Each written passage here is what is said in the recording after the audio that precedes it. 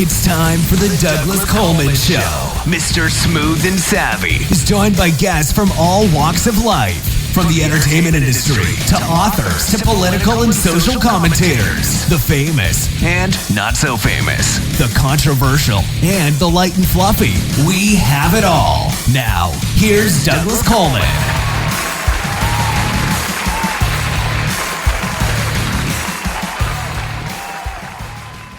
Okay, please welcome to the Douglas Coleman Show, David Rabadi. Hi, David. How are you? I'm doing well. How are you, Douglas? Doing very well. Thank you. Thank you for coming on the show. Good. Thank you for having me. Your backstory was really interesting to me, and I was hoping you'd tell us that, and then we can talk about your book.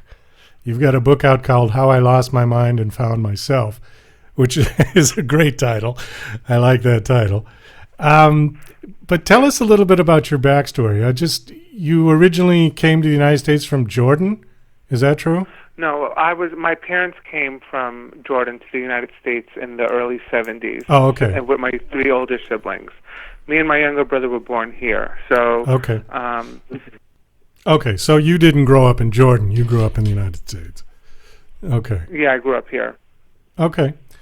Have you been there? Have you gone back, or I've been to Jordan 4 times. It's a beautiful country. I love it there. It's amazing. I went to the Dead Sea, the Red Sea, Petra. Like, it has so many beautiful sights to see. You were an advocate for LGBTQ and for mental health. Is that correct? Correct. Okay. You want to talk about that? You want to tell us a bit about what you do? So, when I was growing up, I always felt different, and I knew that I knew I was gay at a young age, but there was no one around me that identified as gay, or whenever I heard anything about gay people, it was always very negative, and it was taboo being Middle Eastern because even in the Middle East, they kill people that are gay or even jail them.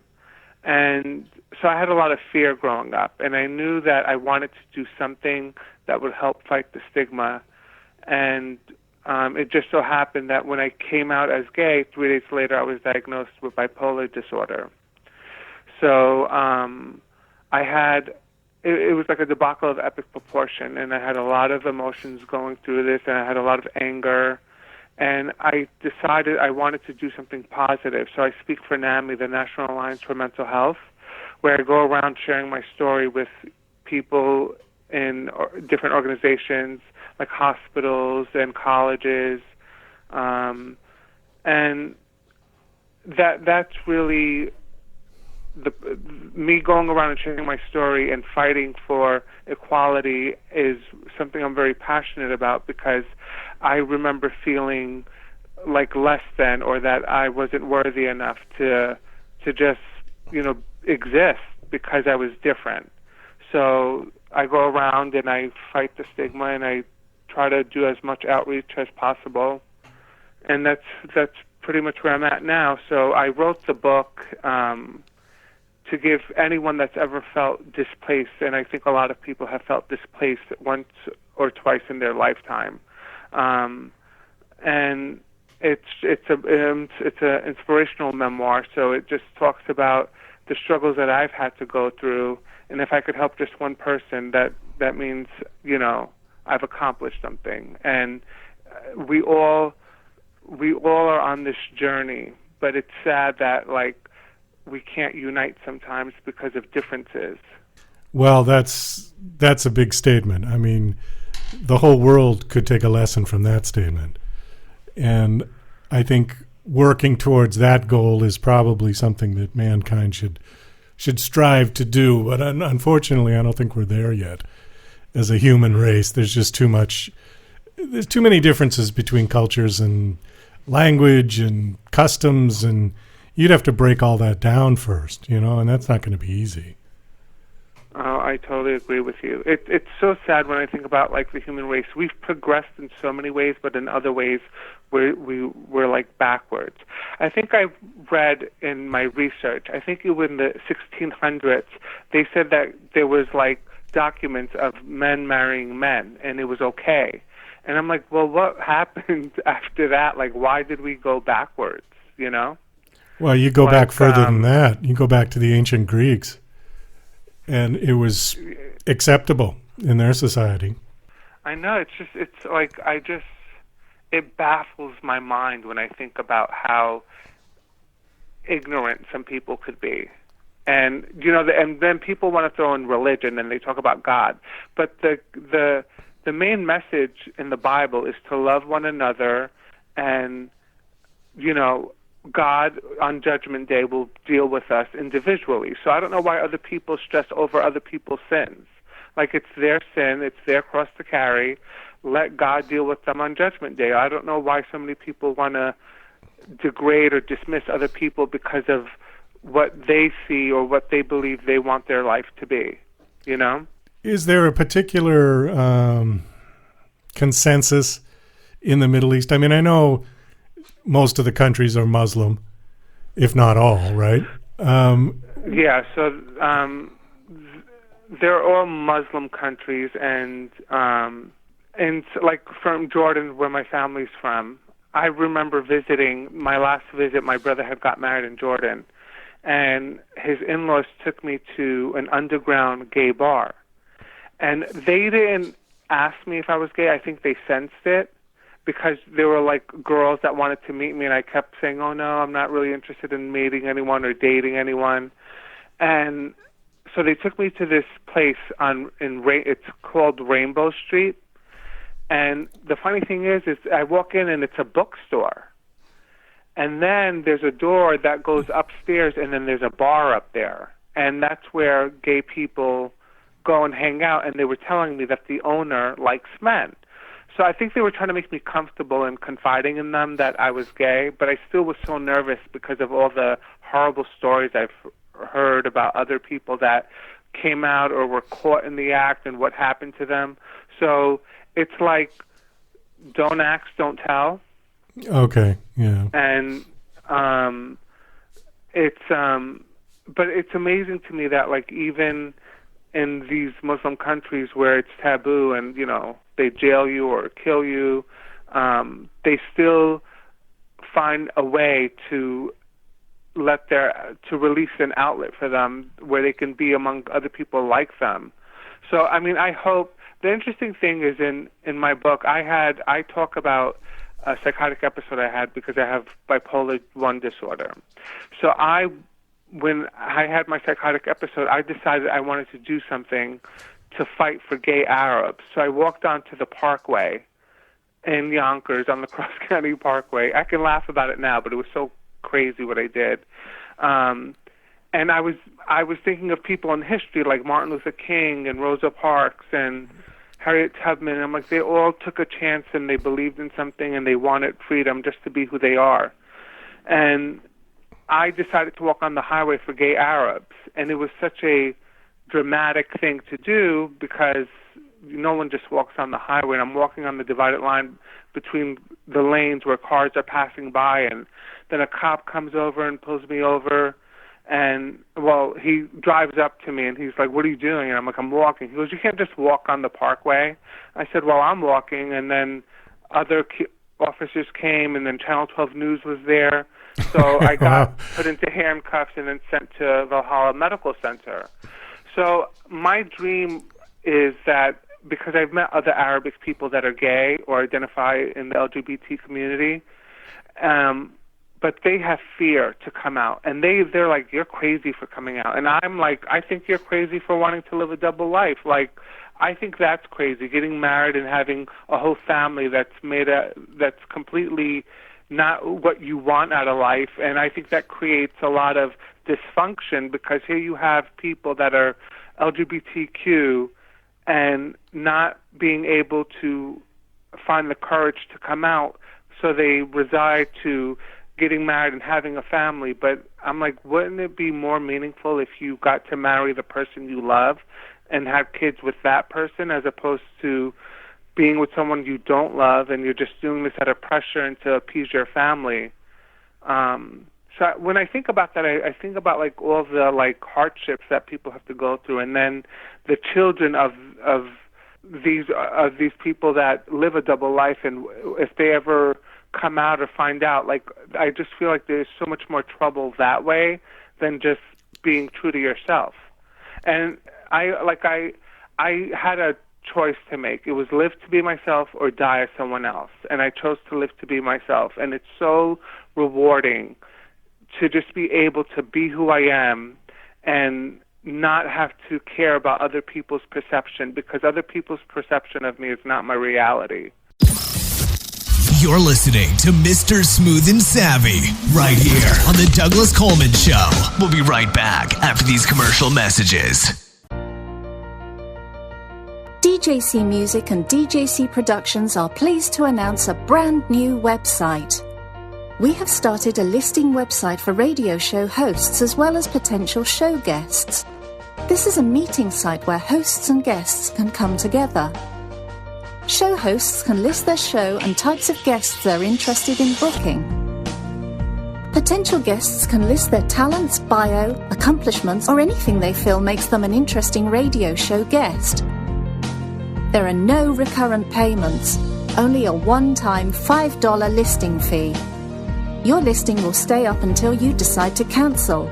Previous guests of The Douglas Coleman Show are welcome to submit their guest listing free of charge. Go to radiohostsandguests.com. That's radiohostsandguests.com.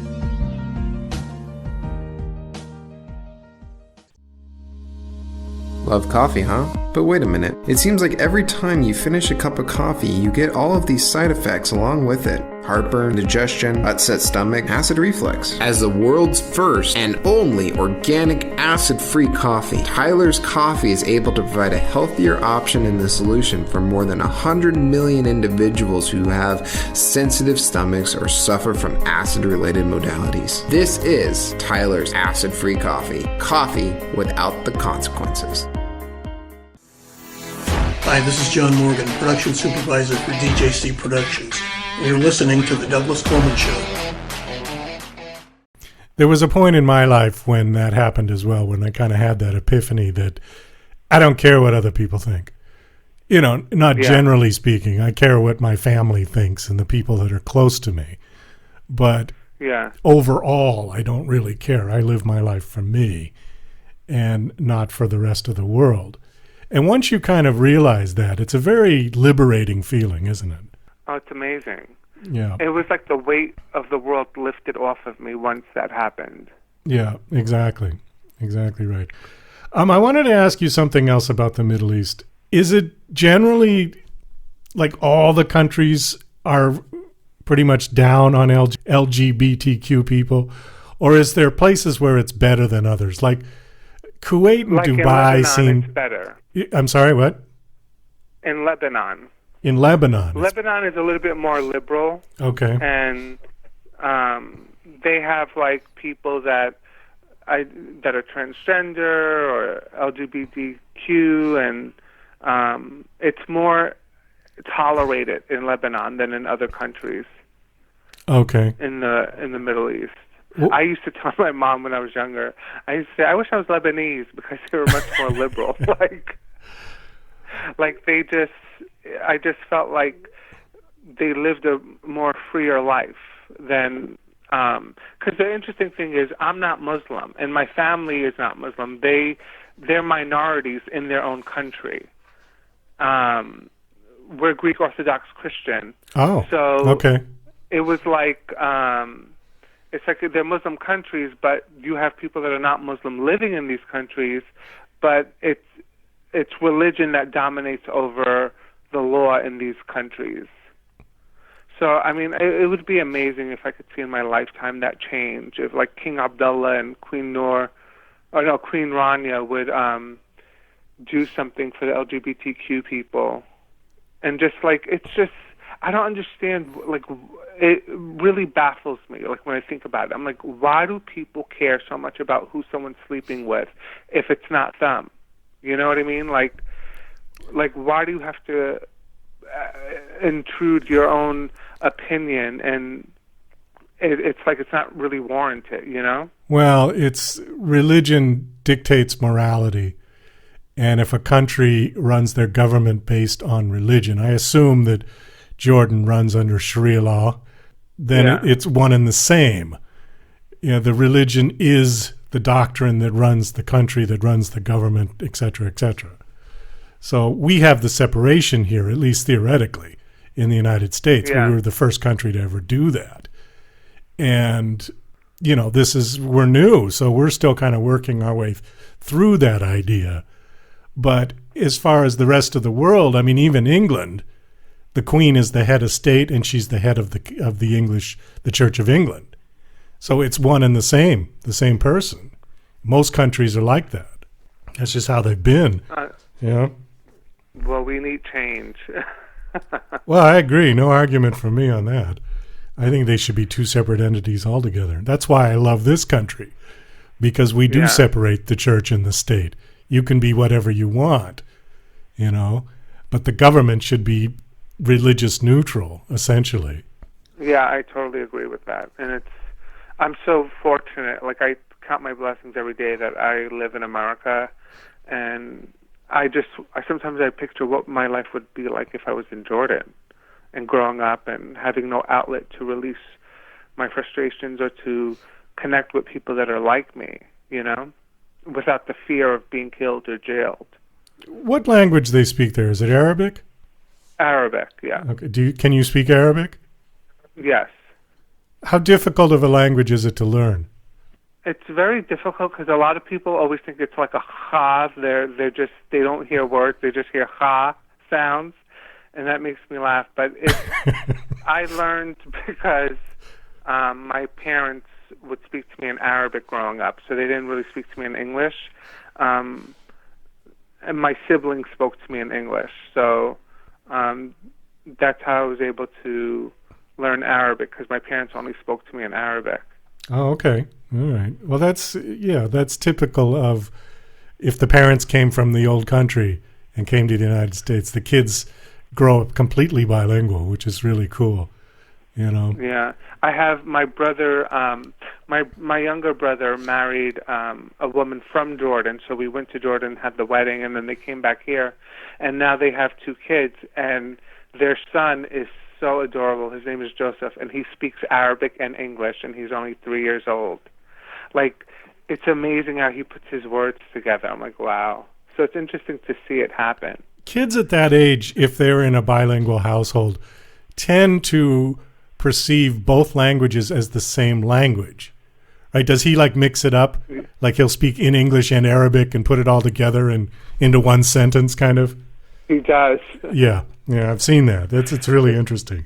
That's how the brain works. But kids that age can learn 5 different languages in a second, and it takes them because they're no like effort. A sponge. They observe so much at that age. They say by the time you're 8 or 9, language is embedded in your brain already, and to learn another one is as difficult as it is for adults to try to learn a new language. It's pretty incredible. I think the language that I want to learn, but I'm sure it's very hard, is French. Well, you picked the one that I'm partial to because I can speak French. Oh, nice. Let me tell you the difference between French and English. French is based on Latin. English is based on Latin, Germanic, and Gaelic, and English is a mishmash of languages. So you've got about a third of French already down, at least in the written, just because of the words that we use, okay? French it has its irregularities with the verbs like English, but it's a much more regular language than English. In French, you do not have words that are spelled the same and pronounced differently, like, read and read. Yeah. Okay, you don't have any of that. The letters will always be pronounced the same, regardless of how they're put in a word. So in other words, like A and I will always be pronounced the same. I at the end will always be pronounced E. Do you know what I mean? It's a much more regular language, okay? And the verb conjugations are very similar. They have regular and irregular. Once you get over that hump, and if you can learn French, Then the other Latin languages are fairly simple. If you get French, you get French, then Italian, Spanish, and Portuguese kind of become like one language. You know? Yeah, because they're all Latin-based. They're very similar. French is the weirdest one, or the most different of those. If you look at Spanish, Portuguese, and Italian, they're much more similar to each other than French. Yeah. You're fluent in English. You can read and write English. French is not out of the realm of possibility. If you had said Japanese, I would say, "Whoa, well."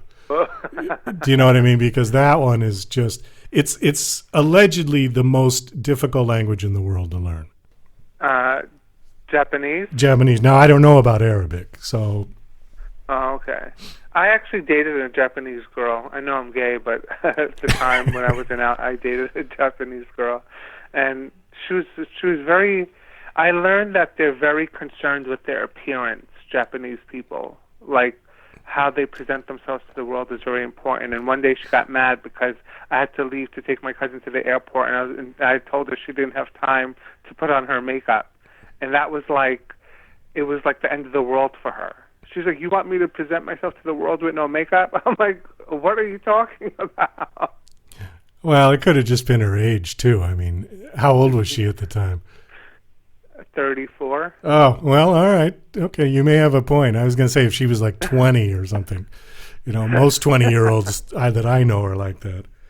All right, so did you want to talk about your book, or did you talk about your book? The book is basically sort of a biography, your life story? Yes. Well, okay. It's an inspirational memoir, and it talks about, you know, my adolescent years and coming into adulthood and searching for my purpose in life and coming to terms with who I am and accepting that I'm gay and sharing that with my family and friends and overcoming having bipolar 1 disorder. And that was so difficult because, you know, I lived for 30 years and I lived my life not knowing I had bipolar disorder because it was just weeks of like high energy and then low energy, and I thought everyone experienced that.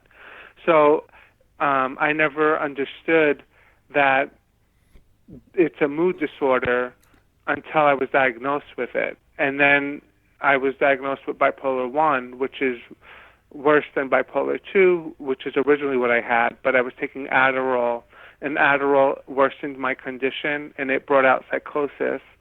So I was hallucinating during my psychotic episode when I talked about walking on the highway. So it was a tough pill to swallow, and I had a lot of, I guess, anger in me because I felt like I ruined my own life by not seeing, like when I was prescribed Adderall, I didn't know there was a side effect called psychosis. If I would have known that, I would have never taken it. I thought it was just an appetite suppressant because I went to the doctor wanting to lose 10 pounds, and he just prescribed that to me. I didn't know it was a drug for people that have ADHD. So I misused it because sometimes I would drink on it, and it just worsened my condition. And I talk about that, and I think it's an important thing to talk about because there's a lot of people running to Adderall nowadays, especially a lot of college kids, to focus better. But they don't know that, like, if you experience mood disorders, you're at risk of worsening your condition and having psychosis. So that's like something very important for me to let people know, that they should be aware of themselves and try to go to a doctor and just get evaluated to make sure that they don't have bipolar disorder before they take Adderall, because, like I said, it will worsen your condition. And I talk about being Middle Eastern and having to be gay and coming out to my parents and what that was like. And what was that like? How did your parents react? My father was like, "What do you mean gay?" I was like, "When a boy likes a boy." He's like, "What do you mean?" I was like, "When two boys kiss." He's like, "What do you mean?" I was like, "When two boys have sex." And he's like, he didn't get it. Gay like you really had to just like draw him a picture, really? Yeah. like he was in denial. He was like, "There's no gay Arabs. There's no gay Rabadis." My last name's Rabadi. He's like, "There's no gay Rabadis, and you want to go to Jordan?" I'm like, "Why the hell would I want to go to Jordan? They kill you or jail you there for being gay." And like, he still to this day doesn't accept it. But we see each other, we talk, like we're in each other's lives. But he was like, "If you ever marry a man, I want nothing to do with you." But I think that's all talk, because he's really a teddy bear at the end of the day. Like, he's a very nice guy that I think will come to terms with it if I were to get married to a guy. And, you know. You said you had a brother, right, who got married and had children? I have 3 brothers and 1 sister, yeah. And my younger brother got married in Jordan. Okay, because one of the things that I know from other gay men that I've spoke with is that sometimes the fathers get really upset simply because they won't have grandchildren. But if you've got other siblings who have had children, then they've sort of fulfilled the grandchildren obligation, you know? Yeah, I have 8 nieces and 4 nephews. Oh, plenty. So, you know? Yeah. Yeah. So it's just, you know what the interesting thing is I'm like, in all these years of my life, I've met a lot of men, but I've never dated someone seriously, like in a long-term relationship. And I think a lot of it had to do with the fact that I didn't come out until I was 30, so I didn't want to invite someone in a chaotic world that I was living, being closeted. And then in my 30s, I had to deal with having bipolar disorder. And now that I'm in my 40s and I have a grip on self-acceptance and dealing with my mental health condition, I feel ready. But it's like, I don't know, like I've been so used to being alone that I'm like, I don't know, if it happens, it happens. If it doesn't, it doesn't. Who cares? Well, listen, never say never. I was 43 when I got married. Oh, really? Yeah. I spent my whole youth in my 20s and 30s working 12 hours a day. And oh, wow. I just never had time, you know. So at 43, I kind of said, you know what? We're going to have to start over. We start life over again. Well, that gives me hope. Yeah. So, and I've been married for 15 years, happily. Oh, nice. It's great.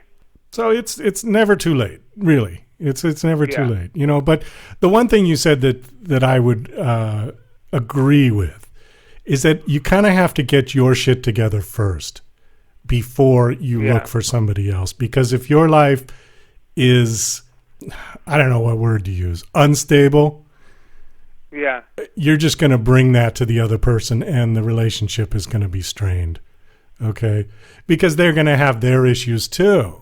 It's the matter of sort of combining your issues and then trying to deal with them and get rid of them. That's how a good relationship works. If people come to the relationship with too much baggage on each side, they don't usually work. Yeah, that makes a lot of sense. Get your house in order first, and then you look for somebody else, you know? Somebody to share with. I agree. Yeah. David, we got to wrap this up. Our time is up, unfortunately. Okay. Your book is called How I Lost My Mind and Found Myself. Do you have a website or something that people can come check you out? Yeah. So my website is www.davidrabadi. Rabadi's R for rabbit, A for apple, B for boy, A for apple, D for David, I for ice.com. Okay. And there's links to purchase my book on the website. Super. Well, thanks for coming on and sharing your story. I really enjoyed listening to it. My pleasure. Okay. Take care. Thank you. Take Best care. of luck.